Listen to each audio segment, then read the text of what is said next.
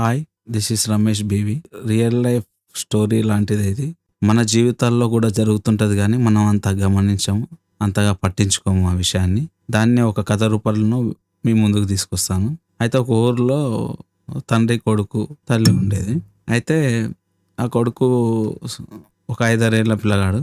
కొడుకు ఆడుకుంటూ ఉంటే తండ్రి అడుగుతాడు, బిడ్డ ఇట్లా నువ్వు ఆడుకుంటూ ఉంటే బడికి పోకపోతే చూసే నలుగురు ఏమనుకుంటారా అంటే, మనోడు ఏం ఆలోచన చేయకుండా బడికి వెళ్ళిపోతాడు. బడికి వెళ్ళిపోయి 10వ తరగతి కంప్లీట్ చేస్తాడు.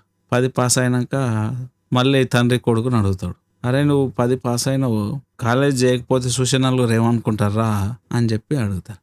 అని చెప్పి కాలేజీకి పోతాడు. కాలేజీకి పోయినాక కాలేజ్ చదువు కూడా కంప్లీట్ చేసి మంచి మార్కులతో పాస్ అవుతాడు. పాస్ అయినాక క్రికెట్ ఆడుకుంటా ఊర్లో టైంపాస్ చేసుకుంటూ ఉంటాడు. మళ్ళీ తండ్రి వచ్చి, అరే బిడ్డ నువ్వు ఇట్లా ఊర్లో తిరుగుకుంటూ ఉంటే